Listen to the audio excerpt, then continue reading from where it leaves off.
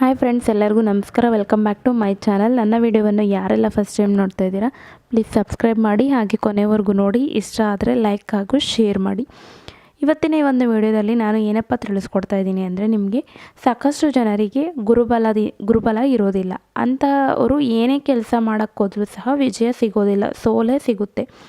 ಎಷ್ಟು ಕಷ್ಟಪಟ್ಟರೂ ಸಹ ಗುರುಬಲ ಇಲ್ಲದೆ ಯಾರೂ ಸಹ ವಿಜಯ ಸಾಧಿಸೋದಕ್ಕೆ ಆಗೋದಿಲ್ಲ.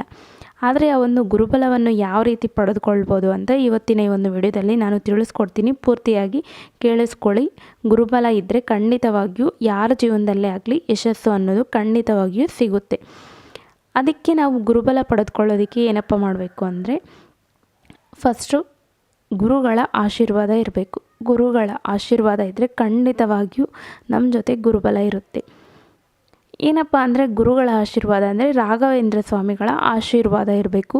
ಅದೇ ರೀತಿಯಾಗಿ ಗುರುಗಳಾದ ದತ್ತಾತ್ರೇಯ ಗುರುಗಳು, ದಕ್ಷಿಣಾಮೂರ್ತಿ ಗುರುಗಳು, ಅದೇ ರೀತಿಯಾಗಿ ಶ್ರೀ ಶಿರಡಿ ಸಾಯಿಬಾಬಾ ದೇವರು ಗುರುಗಳೇ, ಇಂತಹ ಗುರುಗಳ ಆಶೀರ್ವಾದ ಇದ್ದರೆ ಖಂಡಿತವಾಗಿಯೂ ನಮಗೆ ಗುರುಬಲ ಸಿಗುತ್ತದೆ.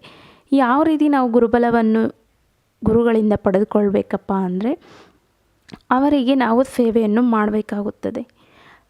ಯಾವ ರೀತಿ ಸೇವೆ ಮಾಡಬೇಕು ಅಂದರೆ, ಪ್ರದಕ್ಷಿಣೆ ಸೇವೆಯನ್ನು ಮಾಡೋದರಿಂದ ನಮಗೆ ಗುರುಬಲ ಸಿಗುತ್ತದೆ.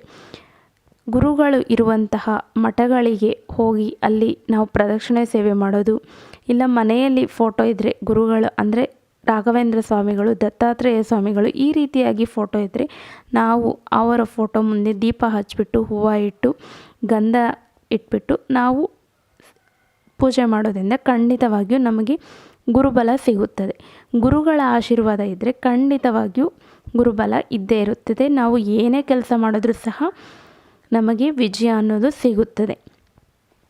ಈ ರೀತಿಯಾಗಿ ನಾವು ಗುರುಗಳ ಸೇವೆ ಮಾಡಿಬಿಟ್ಟು ಗುರುಬಲವನ್ನು ಪಡೆದುಕೊಳ್ಬೋದು.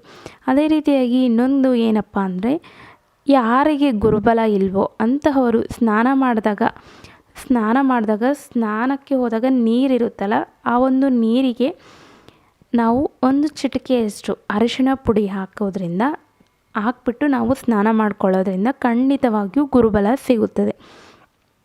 ಈ ರೀತಿಯಾಗಿ ಅರಿಶಿಣ ಹಾಕ್ಬಿಟ್ಟು ಅರಿಶಿಣದ ನೀರನ್ನು ನಾವು ಒಂದು ಚಿಟಿಕೆ ಅಷ್ಟು ಹಾಕಿದ್ರೆ ಸಾಕು, ತುಂಬಾ ಹಾಕೋ ಅಷ್ಟಿಲ್ಲ, ಸ್ವಲ್ಪ ಹಾಕ್ಬಿಟ್ಟು ಸ್ನಾನ ಮಾಡಿದ್ರೆ ಖಂಡಿತವಾಗಿಯೂ ಗುರುಬಲ ಸಿಗುತ್ತದೆ.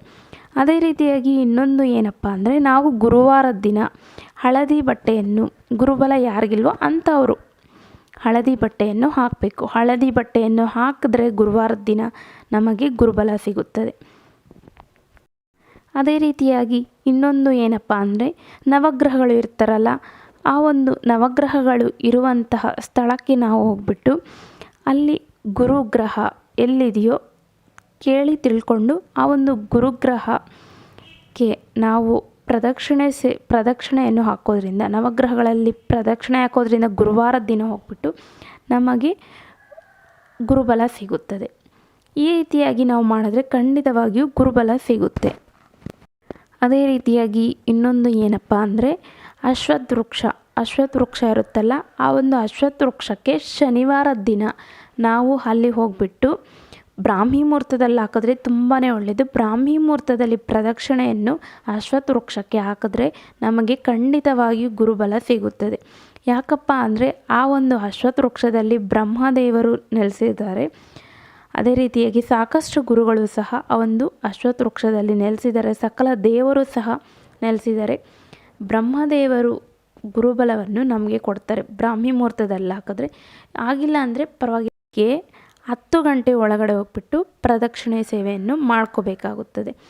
ಶನಿವಾರದ ದಿನವೇ ಅಶ್ವತ್ಥ ವೃಕ್ಷಕ್ಕೆ ಹಾಕಬೇಕಾಗುತ್ತದೆ. ಈ ರೀತಿಯಾಗಿ ನಾವು ಈ ಒಂದು ಸೇವೆಗಳೆಲ್ಲ ಮಾಡ್ತಾ ಹೋದರೆ ಖಂಡಿತವಾಗಿಯೂ ಯಾರಿಗೆ ಗುರುಬಲ ಇಲ್ವೋ ಅವರಿಗೆ ಗುರುಬಲ ಸಿಕ್ಕಿ ನೀವು ಏನೇ ಕೆಲಸ ಕಾರ್ಯ ಮಾಡಿದ್ರೂ ಸಹ ನಿಮಗೆ ಖಂಡಿತವಾಗಿಯೂ ಯಶಸ್ಸು ಸಿಗುತ್ತದೆ. ಇನ್ನೊಂದು ಕಾರಣ ಏನಪ್ಪ ಅಂದರೆ, ನಾವು ಗುರುಗಳಿಗೆ ವ್ರತ ಮಾಡೋದು ಅಂದರೆ ಶ್ರೀ ಗುರು ರಾಘವೇಂದ್ರ ಸ್ವಾಮಿಗಳಿಗೆ ವ್ರತ ಮಾಡಬೇಕಾಗುತ್ತೆ. ಈ ರೀತಿಯಾಗಿ ಗುರು ರಾಘವೇಂದ್ರ ಸ್ವಾಮಿಗಳಿಗೆ ವ್ರತ ಮಾಡೋದು, ಅದೇ ರೀತಿಯಾಗಿ ಸಾಯಿಬಾಬಾ 9 ಗುರುವಾರಗಳು ವ್ರತ ಮಾಡೋದು, ಈ ರೀತಿಯಾಗಿ ಗುರುಗಳಿಗೆ ವ್ರತ ಮಾಡೋದ್ರಿಂದ ಖಂಡಿತವಾಗಿಯೂ ಗುರುಬಲ ಸಿಗುತ್ತದೆ.